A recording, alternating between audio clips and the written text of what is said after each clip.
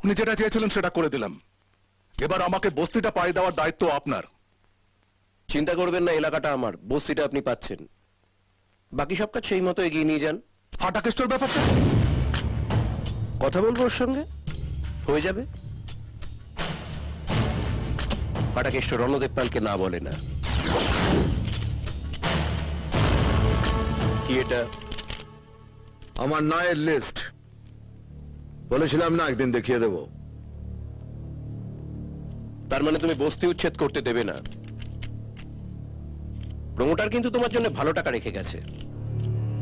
ভাগ্য ভালো টাকাগুলো আমার সামনে নিয়ে আসেনি, নইলে টাকার উপর যতগুলো নম্বর আছে না, ততগুলো থাপকি আমি ওর বডির উপর সেঁটে দিতাম। আমি ফাটাকেষ্ট, গুন্ডা ফাটাকেষ্ট। কাউকে হসপিটালে পাঠাই, কাউকে শ্মশানে, কিন্তু নিজেকে কারোর কাছে পাল্লা দরে বিক্রি করি না। তুমি কি ভেবেছো বস্তির লোকগুলোকে উচ্ছেদ করতে আমি তোমাকে কিনতে এসেছি? আমি তোমাকে একটু টিপে টাপে দেখছিলাম তুমি বিক্রি হও কিনা। দেখো, স্বরাষ্ট্রমন্ত্রী হওয়ার পর থেকে তো আমি নিজে এলাকার সবকিছু দেখতে পারি না, তবু আমি খুব নিশ্চিন্ত থাকি, কারণ তুমি আছো। এই যে তুমি বস্তির উচ্ছেদে বাধা দিয়েছো, এতে আমি খুব খুব খুশি হয়েছি, আর তাই তোমাকে ধন্যবাদ জানাতে এসেছি। বাড়িতে বা মন্ত্রণালয়ে ডেকে হয়তো তোমাকে ধন্যবাদ জানাতে পারতাম, কিন্তু তাতে ধন্যবাদের সাইজটা একটু ছোট হয়ে যেত। আমি তোমাকে একটু বড়সড় ভাবে ধন্যবাদ জানাতে চাইছিলাম।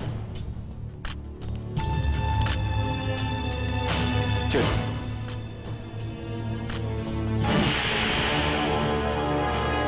চাটা খুব ভালো হয়েছিল।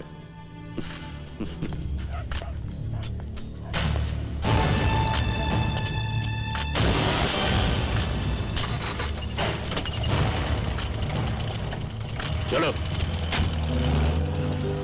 ওনার মতো লোক হঠাৎ আমাদের বাড়িতে? তোমার গুন্ডা বরকে একটা বড়সড় ধন্যবাদ জানাবে।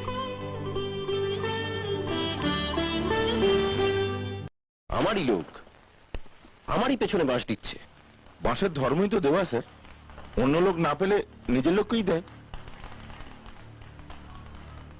তাহলে আমার কি হবে? ফাটাকেষ্টকে চটিয়ে কিছু করা যাবে না।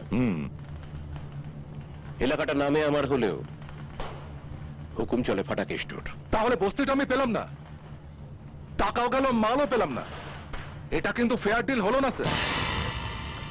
ডিল যখন হয়ে গেছে তখন বস্তিটা আপনার হাতে তুলে দেওয়ার দায়িত্ব আমার। শুধু এমন ভাবে কাজটা করতে হবে যাতে ফাটাকেষ্ট ফাটলো না, চটলো না, অথচ বস্তিটাও ফাঁকা হয়ে গেল। দেওয়ালি কবে? এই তো এলো বলে। এখন তো পূর্ণিমা, আর কটা দিন গড়াবে, তারপরেই অমাবস্যা, আর অমাবস্যা।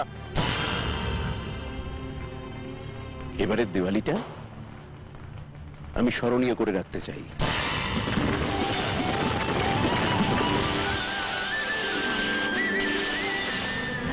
ডাক্তার, আমার ছেলেকে বাঁচান ডাক্তার, আমার ছেলেকে বাঁচান। সিস্টার, বাচ্চাটাকে নিয়ে আইসিইউতে আসুন, কুইক।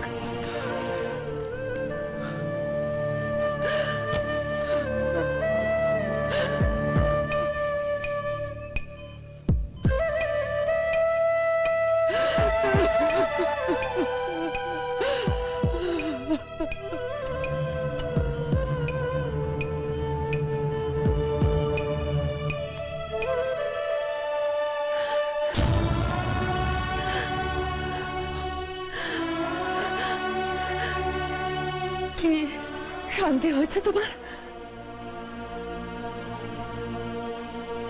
এর জন্য দায়ী তুমি।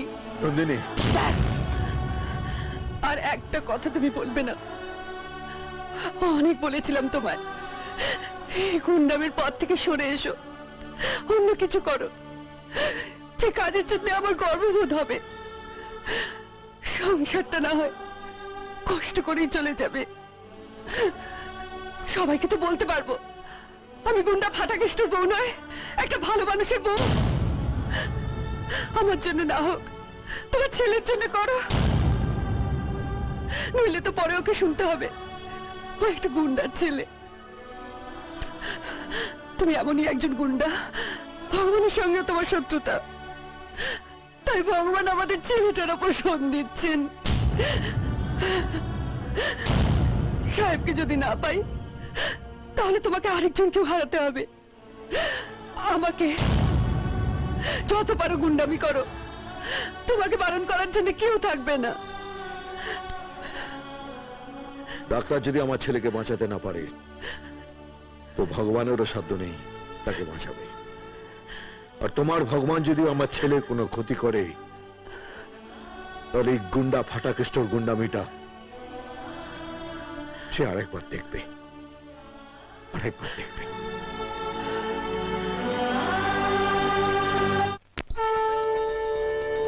এই নাও মা প্রসাদী ফুল।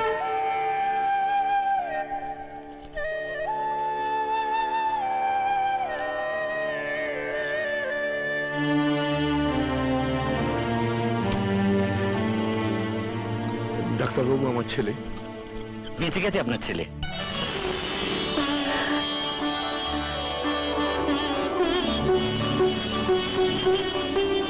নন্দিনী, আমাদের সাহেব ভালো আছে। আপনারা খুব লাকি যে 6 জনকে হসপিটালে নিয়ে আসা হয়েছিল তাদের মধ্যে শুধু আপনাদের ছেলেই বেঁচে গেছে। তবে এখনই ওকে নিয়ে যেতে পারবেন না, ওকে কয়েকটা দিন অবজারভেশনে রাখতে হবে। Excuse me. কাল তোমায় রাগের মাথায় অনেক কিছু বলেছি। রাগটা বাদ দিলে কথাটা তো সত্যি। আজকের পর তোমাকে আর আমার বিরুদ্ধে কোনো অভিযোগ করতে দেব না। যদি একটা অভিযোগ পাও তাহলে নিজেকে নয়, তোমার এই অপরাধী স্বামীটাকে শাস্তি দিও।